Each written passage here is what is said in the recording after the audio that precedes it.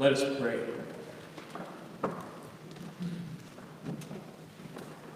God, your words are not our words. Your thoughts are not our thoughts. Your time is not our time. So may these words, and may our prayers, and may our songs, and may our actions be pleasing to you and glorify your work in this world, for you are our rock and our Redeemer.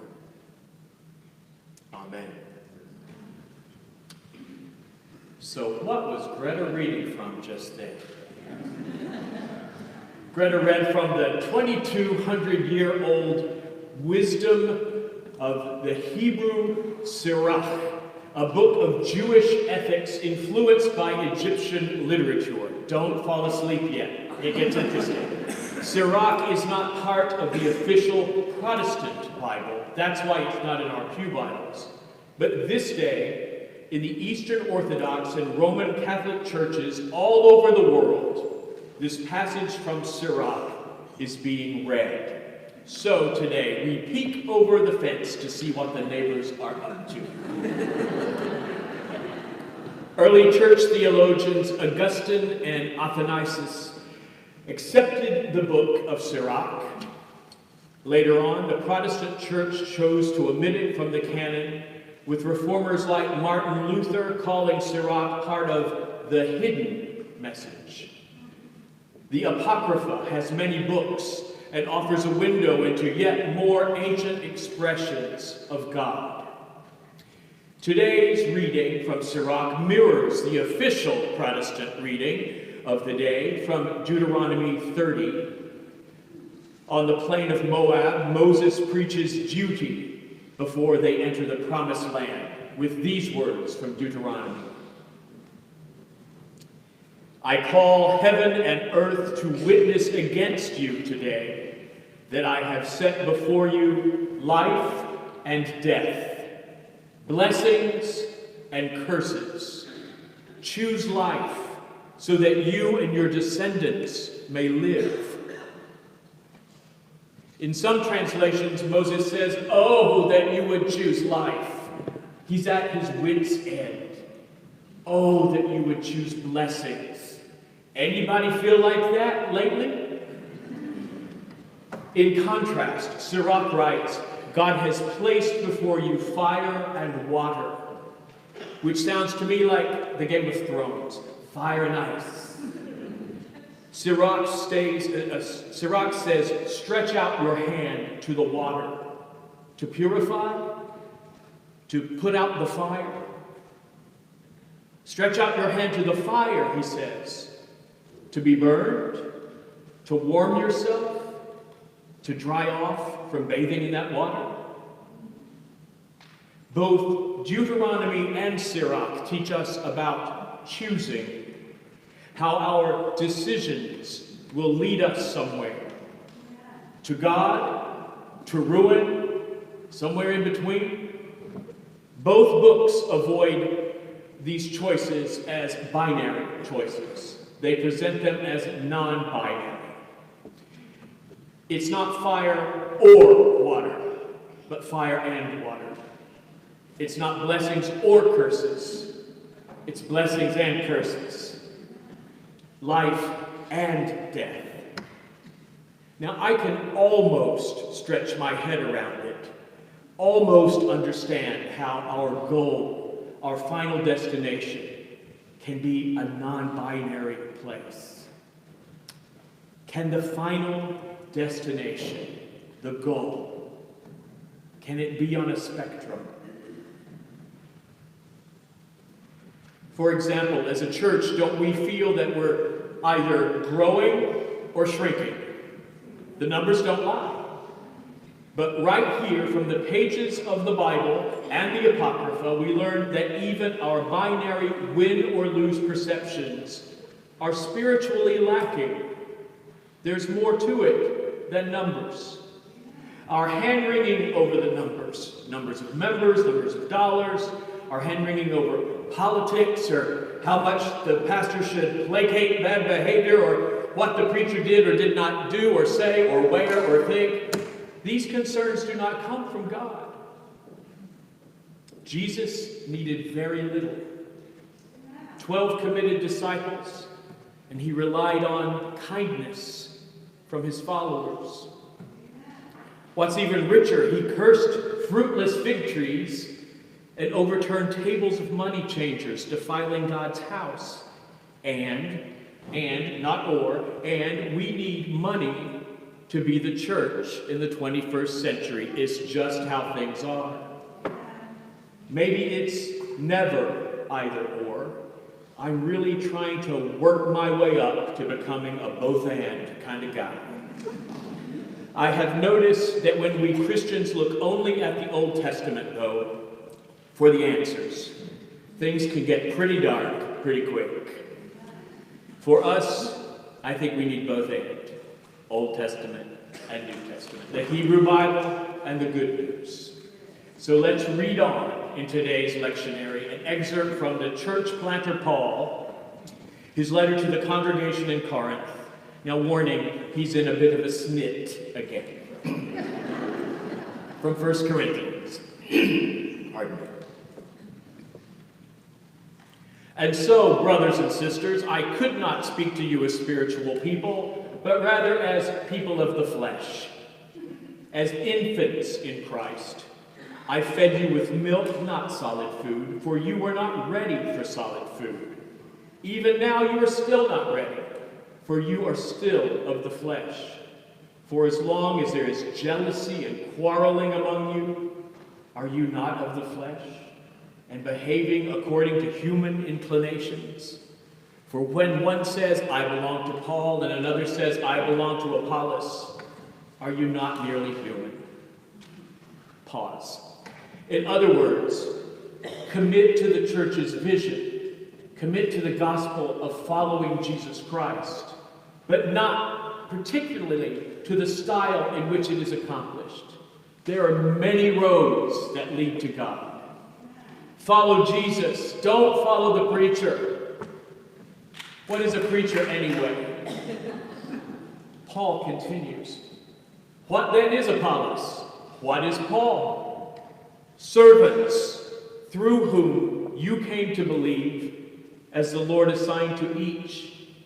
I planted, Apollos watered, but God gave the growth. So neither the one who plants nor the one who waters is anything, but only God who gives the growth. The one who plants and the one who waters have a common purpose, and each will receive wages according to the labor of each. For we are God's servants, working together. You are God's field. You are God's building. This is the word of the Lord. Now, about that last line, you are God's building.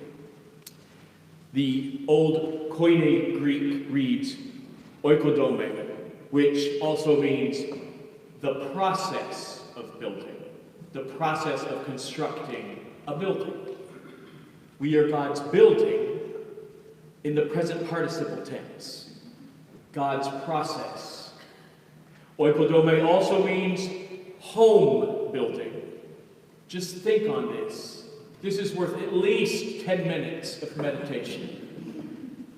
Let's become this teaching. We are God's home.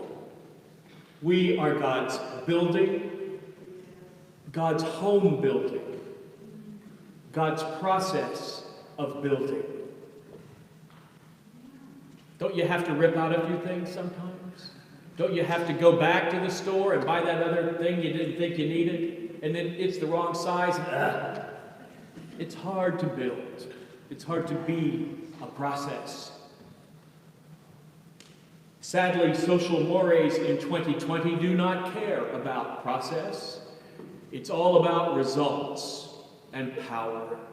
How much can we produce and squirrel away through any means necessary, whether we lie and exploit or distract? And who really cares as long as my IRA is okay? Hope, real hope, is not tied to retirement plans. You are here today because you intuit, you know deep down inside, you know that there's more to this life than the bottom line. At our Tuesday senior meetings in Calvin Hall, Marion Stanton schedules some really spectacular speakers. The programs range from, I'm not making this up, Muslim-Christian dialogue, and then a couple weeks later, the history of strip clubs in North Beach. It was great.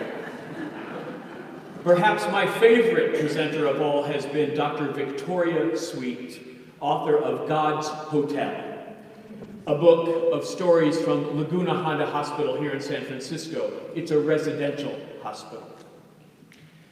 Dr. Sweet works with what she calls slow medicine. That's the title of her second book. She describes the current state of health care, and she talks about her medical education being akin to learning to be a good mechanic. When a part breaks, a kidney or a hip, just like an alternator or a fan belt, you either replace it or repair it. And this system works. Like many of you, I would not be standing here today without the current medical system such as it is. But what happens to the patient who is not well served by the current system? For example, what about Jane, a Calvary senior who is blind and needs extra help? Her kidney transplant has now served its purpose, and her benefits are now down to what the hospital says is 60 days remaining of lifetime long-term care. What about Jane? What about Sarah, Calvary's former receptionist, a retired government employee, relocated against her wishes to San Bruno and wanted nothing more than to come home to her friends in San Francisco? Because the system now considers Sarah a resident of another county, General Hospital refused her emergency service and turned her away back into San Mateo County. She now lives twice as far away in Menlo Park at the age of 93, where no one knows who she is. That's the system we have. What about Clara, our oldest living member at 100-something years young? Clara recently was relocated to Belmont. In your later years, how many here want to be relocated against your wishes to start over and say, Chico, that's happened too? That's just in the last 5 years. In this congregation, Dr. Sweet describes a medical system that is expedient and efficient, but often results in inhuman treatment of humans. Dr. Sweet turned to history, the history of medicine, and she wanted to find an example, a model that would work now. She says she had to go all the way back 900 years, and she discovered a woman, a nun, who was an herbalist, a poet, a composer of fantastic music, a visionary, and a master gardener. The Mother Abbess Hildegard von Bingen, born over 900 years ago, held possibilities for Dr. Sweet, who discovered Hildegard's spiritual writings, a devotion to healing, not a career, but a devotion, a vocation, a calling that overflowed into how she did everything. It all started with God. Dr. Sweet says Hildegard's model of medicine is like gardening. You try a little of this, you try a little of that, and you stand back and see. The body is like a living plant, Hildegard says, like a garden. She soothed the odd plants with something else. Try something else. And Hildegard says, don't be in such a dang hurry. Of course, Dr. Sweet advocates repair and replace and move on with your life. But alongside the necessity of long-haul gardening, that approach to medicine, that approach to life from Hildegard. Like people, not every geranium needs the same amount of sunlight. Like people, not every jade plant objects to being moved around, unless they're mine. Like people, not every ear of corn is so tasty. Not every tree grows to a predetermined height, as assigned in the encyclopedia. How much living organisms thrive is pretty unpredictable by us. Did you know that the coastal redwood trees here in your woods and north of Eureka drink water out of thin air? If you're new to the Bay Area, this will come as news. Some of them extract up to 500 gallons of water per day from the fog. When these same trees become diseased or injured, the fungus around their root systems alert the healthy neighboring trees to conserve the nutrients in the soil and the water and send their resources to their neighbors in need. Jesus is alive in the fungus of these trees. Help your neighbors in need. Love thy neighbor. What if that's the true nature of life?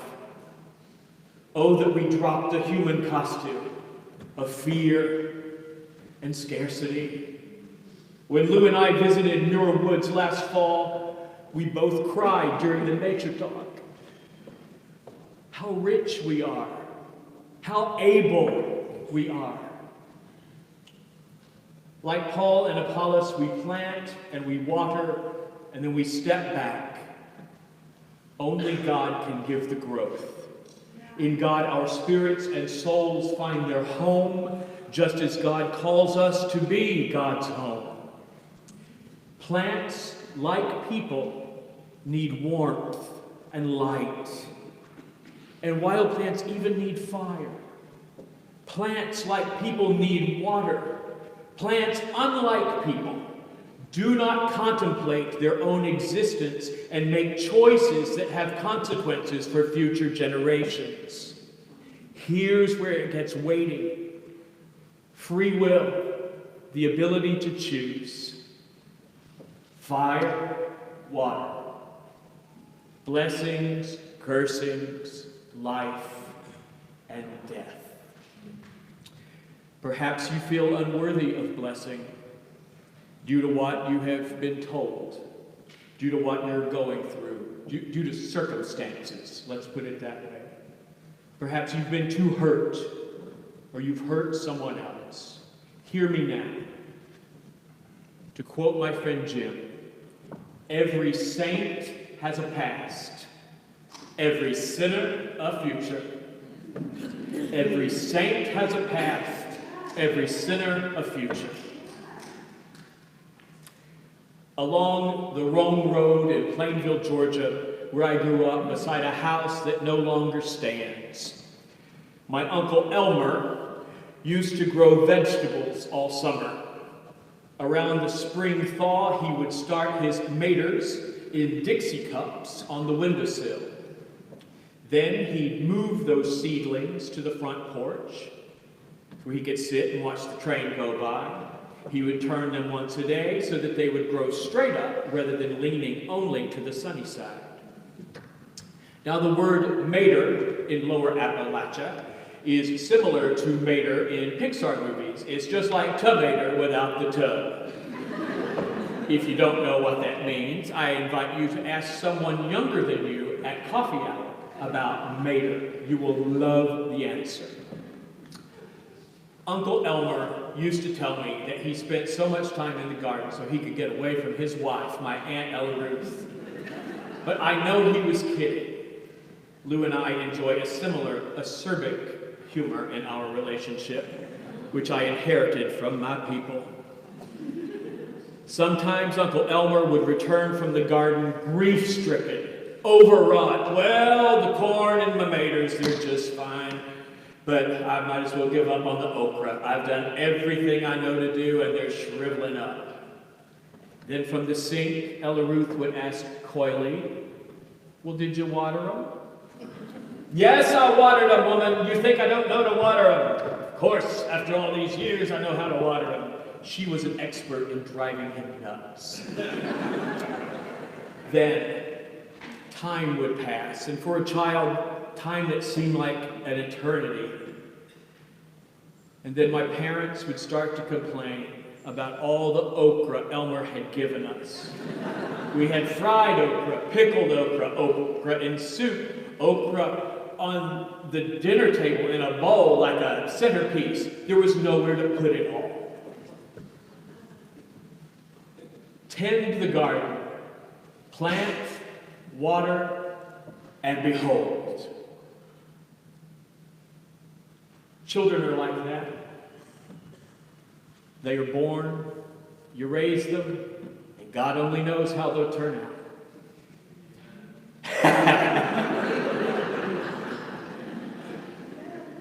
Relationships are like that, whether friendships or long-term committed marriages, or people meet, bonds are formed, and with the tension in work, something will emerge. A love that is greater than the sum of its combined parts. Churches are like that too. We join a group someone else planted 165 years ago. But now it's our turn to water it. And just when the weight of responsibility feels too much, if you listen close enough, you can hear God saying, stop trying to fix everything, and don't be in such a dang hurry. Your time is not my time. Your thoughts are not my thoughts. Just stay faithful and don't give up. Try something else. A little of this, a little of that. And then please, let me be God. And I will give you growth.